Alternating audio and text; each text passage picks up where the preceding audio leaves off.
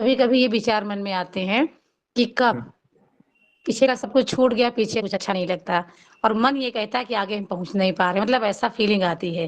ये होता कभी-कभी है। जानते हैं लगता है ये सब कुछ छोड़ दो, ऐसा विचार हुँ, आता है मन में, कभी-कभी लगता है सब कुछ छोड़ दो, तो छोड़ना नहीं लेकिन है। छोड़ के कहाँ जाएँगे? पीछे रस्सी नहीं है और आगे ही रस लगता है। हाँ, ऐसा होता है। ये हर एक के जीवन से ये हर एक फ़ेज़ आता है और वो फांसी वाला हमारा वीडियो देख लेना उसमें। हाँ, बस यही सब आता है। तो पीछे लौट नहीं सकते, सारा अंधकार है हुँ, और आगे का पता नहीं है। लेकिन हम कह रहे हैं ना, वो 500 करोड़ का हीरा आपके पास है, ये आगे का पता है। बस, धीरे-धीरे जैसे-जैसे समझते जाओगे वैसे-वैसे रास्ता दिखता जाएगा, बस उतना ही। प्र प्रभु जी पीछे कुछ बचा भी तो नहीं है। सब कुछ दिख गया, पीछे सब कुछ समझ में आ गया, कुछ बचा भी तो नहीं है। हाँ, कुछ बचा नहीं है, जाएँगे पीछे तो क्यों? कहाँ जाएँगे? सब कुछ सबका चिट्ठा सामने आ गया, सब दिख रहा है, अपना भी और दूसरों का भी। तो एकमात्र अभी परमात्मा बचा है बस, और कुछ नहीं है। और वो परमात्मा की अनुभूति कराने के लिए ही हम यहाँ बैठे हैं। आप समझे? हाँ, प्रभु तो जी। निश्चिंत रहना है। ये आप अकेले की प्यास नहीं है, परमात्मा भी चाहता है, इसीलिए डबल हो जाता है। आप समझे? आप जी, अकेले प्रभु। चाहोगे ना तो मुश्किल है, लेकिन परमात्मा भी जो आप चाह रहे हो वही चाह रहा है, इसीलिए बात जल्दी बन जाती है। जी, प्रभु जी। आप उस दिन सपनों के बारे में बता रहे थे ना, वो मुकेश भाई हाँ, जी सपने के बारे में पूछ रहे तो आप बता भी रहे थे कि सपनों में हाँ, प्रभु परमात्मा आके आपके कर्म काटते हैं। ऐसे ही मुझे सपने गंदे-गंदे मैं डॉक्टर के पास पहुँच गई। डॉक्टर ने कहा कैसे सपने उनको कैसे सपने बताऊँ? वो सपने जो मतलब समझ में भी नहीं आ रहे थे, वो इतने गंदे सपने। हाँ। 4-5 दिन 4-5 रात तो मैं सोई ही नहीं। हुँ, दिन-रात 24 घंटे बिल्कुल भी नहीं सोई और नींद का पता नहीं। हुँ, हुँ, अजीब से सपने आ रहे थे। लेकिन आपने मुझे डॉक्टर के पास दोबारा जाने से बचा लिया। जब आपने ये चीज़ बताई, खुल के सामने आ गई, तो मैं हुँ, हुँ। दोबारा नहीं गई फिर। तो अभी कैसा है? अभी वही मेथावटी ले रही हूँ पतंजलि की, तो योगा वगैरह भी करी तो नींद आ रही है। कोई बात नहीं। तो काफ़ी कुछ आ ठीक हो गया है। आते हैं ना तो आने दो, डरना नहीं है और और ना ही थकान उसके बिल्कुल नहीं थी प्रभु जी, उस नींद के ना आने से 24 घंटे हाँ, मुझे बिल्कुल आलस ही कहीं न जमाई तक नहीं आ रही थी। कोई नहीं। तो ये कुछ एक फ़ेज़ होता है, अप डाउन होता रहता है ना? और बहुत ही भयंकर टेस्ट पेपर भी आएँगे, क्योंकि ये रास्ता थोड़ा यहाँ से ऊपर का है, माया को पार करना है ना? तो माया का जो गाढ़ अंधकार है ना, अकेले पार नहीं कर पाओगे। वहाँ अक्षर ब्रह्म सत्पुरुष लेके आप पार कर सकते हो, अकेले नहीं काम है। तो माया का गाढ़ अंधकार है, वहाँ अच्छे-अच्छे की एकड़ी निकल जाती है, बड़े-बड़े सिद्ध पुरुषों की भी निकल जाती है। आप समझ गए? जी, है प्रभु ना? जी। तो और सबसे बड़ा आशीर्वाद ये है कि हमें अक्षर ब्रह्म सत्पुरुष मिले हैं और वो माया से छुड़ाने के लिए ही आए हैं। तो इसीलिए हम निश्चिंत हैं, इसीलिए, है ना? कि अब वही करें। जी, प्रभु। हाँ जी। धन्यवाद प्रभु जी। हाँ जी, नमस्ते।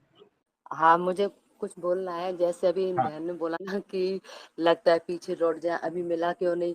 तो जैसे अभी आपने बोला ना कि टेस्टिंग आती है, ऐसे नहीं मिलता है, टेस्टिंग आती है अगर वो हम उसमें पास होते जाएँगे, अक्षर ब्रह्म गुरु पर विश्वास करके, तो हम ऑटोमैटिकली वहाँ पहुँचते जाएँगे।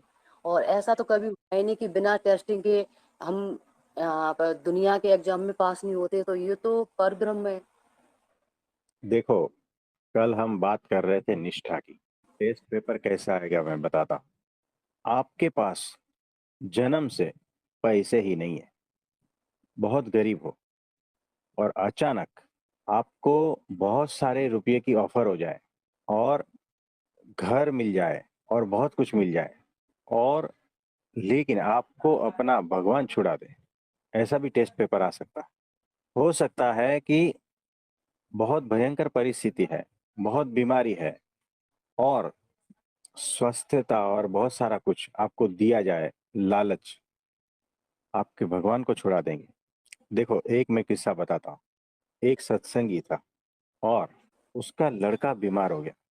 1 हफ्ते से बुखार नहीं उतर रहा है और वो लड़का, उसका पिताजी बहुत बड़े सत्संगी, भगवान का भजन भगवान के अलावा और कुछ नहीं। उस समय गांव में एक वो जो मंत्र तंत्र तोरा धागा ये वो सब कुछ करने वाला रहता है ना, वो आया, जी। माता जी का, ये सब। वो आया गांव में, देखा अरे इसका लड़का 1 हफ्ते से बीमार है, बुखार उतर नहीं रहा है, बहुत सारे डॉक्टर को दिखा चुके। उसने कहा मैं ये मंत्र वाला धागा इसका जो चारपाई है खाट उस पे बांधता हूँ, इसका बुखार तुरंत उतर जाएगा। अब वो भाई तो नहीं था और ये लड़के की माता जी घर पे थी, और वो जो तांत्रिक आया उसने वो धागा उस चारपाई को बांधा, और फिर वो कुछ पैसा जो भी है वो लेके फिर वो चला गया। आधे घंटे में उसका बुखार उतर गया, आधे घंटे में। ये भाई तो खुश हो गई, मेरे लड़के की जान बच गई। और खेती में से जो ये भाई आया अभी घर पे, उसने देखा अरे बुखार उतर गया है, चलो बड़ी बड़ी अच्छी बात है, भगवान ने सुन ली। तो ये महिला बोलती है कि भगवान ने नहीं सुनी है, वो एक तांत्रिक ऐसा आया था जिसने ये धागा बांधा है और उसकी वजह से बुखार उतरा है, तुम्हारे भगवान ने कुछ नहीं किया है। तो ये जो भाई था वो निष्ठावान था, उसने बोला ये धागा तुरंत छोड़ दो। उसने छोड़ दिया, बुखार आए तो आए, लेकिन कोई ऐसा बांधे धागा और बुखार उतरे ये मुझे मंजूर नहीं है। बुखार उतारे तो मेरा भगवान उतारे, मैं ये इसमें फंसूंगा नहीं। यानी निष्ठा चली गई ना। यानी जो आपका जीवन मरण का प्रश्न था इतनी बीमारी में, और आपका एक लौता लड़का है, उसको अगर ठीक करने वाला है तो वो नहीं चाहिए मुझे। ये मर जाता है तो मर जाने दो, मेरे परमात्मा को छोड़ूंगा नहीं, है ना। बुखार उतारना है तो मेरा परमात्मा उतारे, नहीं उतारना है तो वो नहीं उतारे, लेकिन मेरी निष्ठा मेरे परमात्मा के प्रति है। ये जो तांत्रिक मांत्रिक ज्योतिष पंडित ये वो सब में नहीं है मेरी निष्ठा। यहाँ निष्ठा की कसौटी होती है, ये चेक किया जाता है कि आपके भीतर परमात्मा की निष्ठा कितनी है, अपने गुरु की निष्ठा कितनी है। और जो कल हमने बात कही थी वही। तो कोई भी आपको लालच देगा कि आपका सब घर में ठीक हो जाएगा, अरे कलेश होता है ना, आपका घर में सारा कुछ कलेश ठीक हो जाएगा, है ना, ये सारी लालच देंगे। तो निष्ठा यहाँ की, यहाँ निष्ठा की कसौटी होती है, आप समझे। तो ये है निष्ठा की कसौटी। तो ऐसे बहुत सारे टेस्टिंग पेपर सब आते रहेंगे, हाँ, मैं इस चीज को ये समझती और हूँ, ये उसे जो है सबसे ना बड़ी है। आपके भीतर निष्ठा पक्की करनी है। जब निष्ठा एकदम पक्की हो जाएगी ना, वो आपका रास्ता क्लियर, फिर आप भटकोगे नहीं, फिर पूर्णता को ही प्राप्त होगे। यानी बहुत सारी टेस्टिंग होगी तब जाके रास्ता क्लियर होगा। हाँ, जब घर में एक ही परब्रह्म का भक्त हो और बाकी फैमिली 4 5 6 जो भी लोग हैं, है ना, वो उनकी निष्ठा जैसे आपने बताया ना कि अगर घर में कोई प्रॉब्लम है, अगर कोई बता रहा है ये करो उसकी सॉल्व हो जाएगी, तो सबका ध्यान उस पर पहुंच गया है और सिर्फ एक का ध्यान परब्रह्म पर है, तो उस टाइम तो बहुत बड़ी टेस्टिंग होती है। हाँ, तो क्योंकि सबसे परब्रह्म बड़ी का टेस्टिंग तो एक तभी है कि घर में एक ही भक्त है। जो एक भक्त है ना उसको तो सब तरह से टेस्टिंग आएगी, और वो टेस्टिंग में ही वो पास होता है, तब जाके जो है ना उसकी उसका काम हो जाता है, माया से पार हो जाता क्योंकि है वो ना। तो बोलता है कि परब्रह्म की मर्जी है, हमारे कर्म है, और सब बोलते हैं नहीं ये करो पूजा वो करो, सामने वाला बोल रहा है उसका ये हुआ, तब बहुत टेस्टिंग हो जाती है, हाँ, क्योंकि सामने वाले को समझा भी नहीं तो सकते तुमको फैमिली लालच को। आएगी। आप जिस पीड़ा में तकलीफ में से गुजर रहे हो और वो अचानक कोई कहता है कि ये करो तो एकदम दूर हो जाएगी, आप वहां भागोगे। नहीं, यानी जिसमें कभी भी जिसको निष्ठा निष्ठा है नहीं है। वो तो नहीं भागेगा, लेकिन उसकी फैमिली वाले तो कोशिश करेंगे, हाँ, तो उनको तो जो समझाना मुश्किल हो निष्ठावान नहीं जाता है है। ना वो भागेगा। तो ऐसा वो है। तो यही समझेगा कि मेरे कर्म भोग चुकते हो रहे हैं या टेस्टिंग है जो भी है, गुरु की कृपा है, तो ये बहुत वो हो जाता है। इसको जो पार करके आगे बढ़ेगा ना तो वही पहुंचेगा ना। हम कह तो हाँ देते हैं तो कब पहुंचेंगे, लेकिन जब पहुंचने के लिए टेस्टिंग भी तो पार करनी होती है ना, तो इसमें देखो, हमें धैर्य रखना है। हाँ जी, ये होता है। देखो उसने तो चमत्कार दिखा दिया ना, हम्म। बुखार उतार दिया आधे घंटे में, जो बुखार नहीं उतरता था। अब बताओ कितना विश्वास बैठेगा बिल्कुल बैठेगा। उस पर, तो बहुत विश्वास बैठेगा, है ना। लेकिन जिसको निष्ठा है ना, उसने क्या कहा, उसकी पत्नी को विश्वास बैठ गया। अब ये पति जो है ना निष्ठावान है, मेरा लड़का मरे तो मरे, बुखार ना उतरेगा तो चलेगा, बुखार उतारने वाला मेरा परमात्मा बैठा है, उसे उतारना है तो उतारे, ना उतारना है तो कोई बात नहीं। तो हमने कुछ महीनों पहले कहा था कि ब्रह्मा जैसा आए। ब्रह्मा यानी सारी सृष्टि का रचयिता, क्या क्या रचना कर सकता है, मनुष्य को बना सकता है, प्राणी को बना सकता है, तो आपका बुखार और आपके पैसे का तो सब कुछ कर सकता है ना। यानी ऐसा चमत्कार दिखाने वाला कोई आ जाएगा ना, तो भी मेरी निष्ठा मेरे परब्रह्म के प्रति है, उसमें मैं फंसूंगा नहीं। ये निष्ठा जब परमात्मा देखता है ना, तब वो अत्यंत प्रसन्न होता है अपने उस भक्त पर। आप समझे? छोटी मोटी बात नहीं है, छोटे मोटे तांत्रिक और ये सब कुछ की बात नहीं है। जब ब्रह्मा जैसा आकर आपको ललचाए ना, चमत्कार दिखाएगा ना, तो आप, हम तो कह रहे हैं कि कैसा भी बड़ा भक्त है ना, इसमें आ ही जाएगा, इसके झांसे में आ ही जाएगा। लेकिन जो निष्ठावान भक्त है ना, वो ऐसे झांसे में नहीं आएगा। वो एकमात्र परब्रह्म परमात्मा को छोड़ेगा नहीं, चाहे कितना भी दुख हो, है ना, कितना भी दुख हो उसको छोड़ेगा नहीं, कितनी भी परेशानी हो। और वहां सामने स्वर्ग दिख रहा, सामने बहुत सारा कुछ, स्वर्ग जैसा ही माहौल आपको दे देगा फ्री में। तो हम कह रहे हैं कि बहुत सारे भक्त जो है ना, जो अपने को भक्त कहते हैं, चले जाएंगे। जो निष्ठावान है वही सिर्फ परब्रह्म परमात्मा उसे छोड़ेगा नहीं। उसकी निष्ठा पक्की है, उसे पता है, उसे होश है, उसे समझ कि परब्रह्म क्या है और ब्रह्मा क्या है, परब्रह्म क्या है और शिव जी क्या है।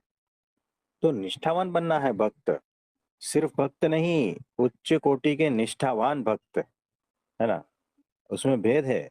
हमने कहा ना, ब्रह्मा इंद्र जैसे आपके सामने प्रकट हो जाएंगे, कहेंगे आपकी भक्ति से हम प्रकट हो गए, आप जो चाहो मांगो, हम आपको देंगे। और अचानक ही आपको इस नरक जैसी जिंदगी से छुड़ाकर स्वर्ग जैसे में डाल देते हैं। भूल जाओगे भक्ति भक्ति सब, सारा कुछ वाइप आउट हो जाएगा। ये माया का प्रकार है। ये माया जो है ना, इस तरह से आती है आपको परमात्मा के रास्ते से भटकाने के लिए। ये माया है, माया भगवान का रूप लेकर आती है, तब तो गए काम से, है ना। माया गुरु का रूप लेकर आती है, तब भी आप गए काम से। और ऐसा ऐसा आपसे करवा देगी पता भी नहीं चलेगा। महाबड़वंत है, महाबड़वंत है। तो एकमात्र परमात्मा को छोड़ना नहीं, है ना। उनकी निष्ठा एकदम भीतर तक होनी चाहिए, तो ऐसा है। और और मित्र संबंधियों के रूप में भी तो आती है ना, जो आपके वही इतने तो वो कह रहे हैं, फटे मित्र की संबंधी जांच के रूप में रखते हैं। आएंगे। नहीं, वो तो हाँ शर्त ही रख दे, या तो गुरु या हम। तो वो तो कितनी बड़ी परीक्षा होती है कि जो सुबह शाम हमसे बात किए बिना नहीं रहते थे, इतना प्यार भी लगता था कि इनसे ज्यादा कोई प्यार करता ही नहीं, और फिर शर्त रख दी जाए या तो गुरु या हम। ये तो कितनी बड़ी परीक्षा होती है, हाँ क्योंकि वो संबंध तो पुराने और गुरु तो अभी आए हैं। और लेकिन हाँ, ये होता है, बहुत होता है। तो हर तरह से परीक्षा आती है, बिना कहे सारी चले निष्ठा की। जाते हैं मित्र संबंधी, सिर्फ देखो, इस वजह से कि अब गुरु को चुनो या हमें चुनो। तो छोटी छोटी परीक्षाएं शुरुआत में होती है, बड़ी बड़ी परीक्षाएं निष्ठा की होती है। इससे भी उसमें बड़ी पास, परीक्षा है। निष्ठा बड़ी परीक्षा है, जहां परमात्मा खुद आकर टेस्टिंग लेते हैं। अरे, जैसे कि मतलब भगवान आपको सारा कुछ दिखाएंगे भगवान के रूप में। यानी वहां अटकते हो या नहीं, फंस जाते हैं, अच्छे अच्छे फंस जाते हैं। तो ये बात है। वो इसीलिए फंसते हैं ना कि जैसे आपने हीरे का समझाया था, है ना, तो जो आपने बोला भिखारी की जेब में हीरा, यानी भिखारी यानी फटे पुराने कपड़े। तो हाँ फटे पुराने कपड़े में 500 करोड़ का हीरा रहेगा, तो ये भिखारी को हजम होगा ही नहीं। तो इसलिए वो, उसकी दृष्टि वहां जाती ही नहीं है। तो गलती इसमें भिखारी की नहीं है, तो वो हाँ, भिखारी समझता है, उसकी दृष्टि मानी जाती है। लेकिन बराबर है। अगर गुरु बोलते हैं, गुरु के कहने से वहां दृष्टि चली जाए तो कल्याण है। अगर गुरु के कहने से भी दृष्टि एग्जैक्टली, नहीं जा रही है तो ये गलती भिखारी की है, गुरु की नहीं है। हाँ, एग्जैक्टली सही समझे आप। एग्जैक्टली, कि समझ में कमी है अभी भी, है ना, समझ नहीं रहे हो, इसीलिए थोड़ी कमी है कि डायमंड क्या है। है ना? जैसे जैसे समझते जाओगे, देखो छोटा बच्चा है, उसके गले में है ना सोने की चेन है, सोने की चेन, छोटा बच्चा, और स्वामीनारायण भगवान बैठे हैं। छोटे बच्चे को केरी चाहिए जो स्वामीनारायण भगवान के हाथ में है। छोटा बच्चा आता है और केरी मांगता है।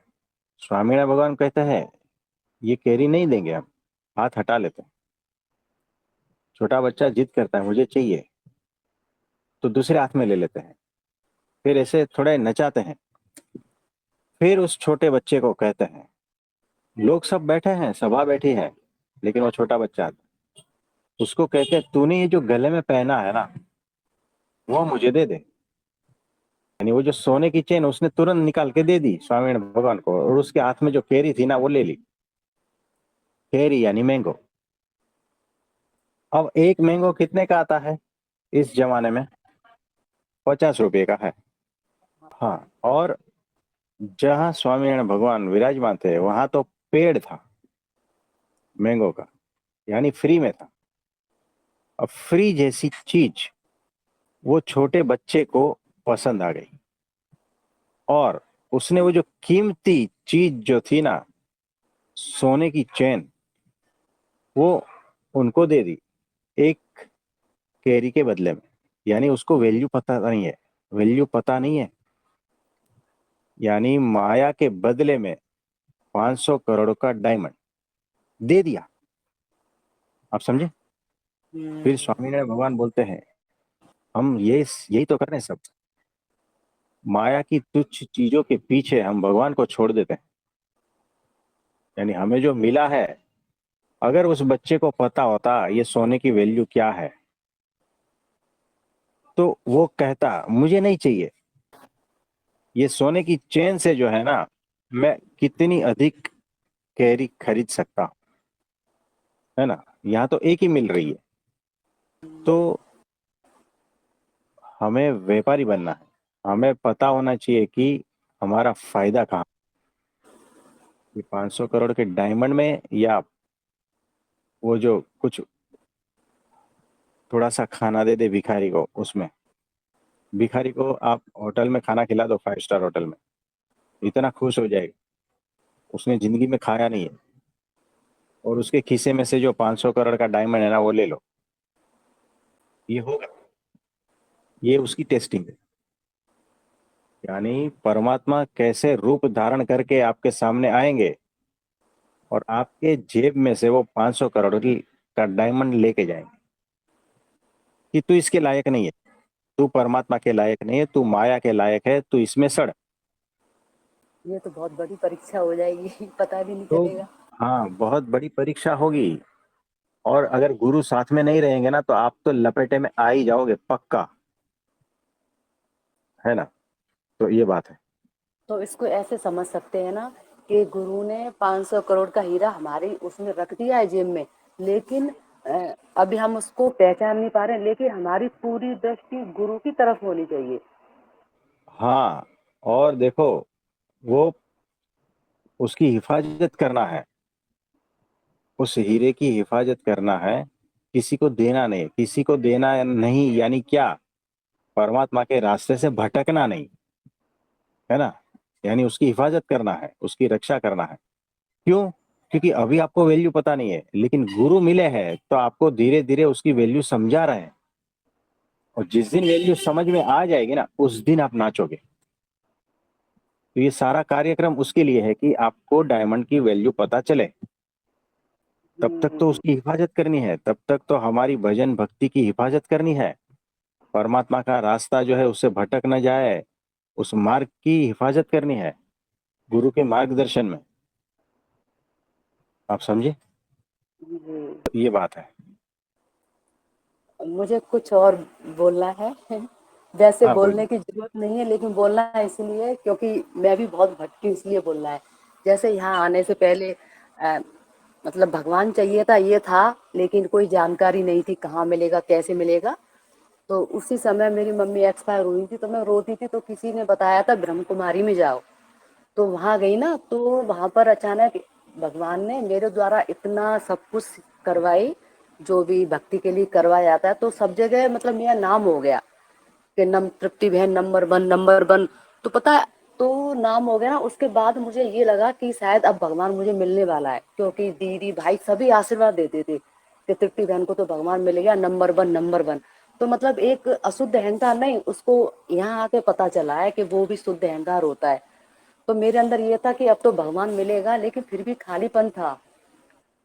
मैं फिर घूमती भटकती रही, लेकिन जब से आप मिले हो ना, तब से मुझे मतलब हंसी आती है अपने ऊपर। मैं सच्चे दिल से बता रही हूँ कि वो ब्रह्म कुमारी में जो लोग तारीफ करते थे, वो क्या तारीफ थी या मेरा मजाक बनाते थे। क्योंकि यहाँ आके पता चला है कि हमारी कोई भी काबिलियत नहीं कि हम भगवान को पा सकें, जब तक हमारे अंदर कमियां खत्म नहीं होगी।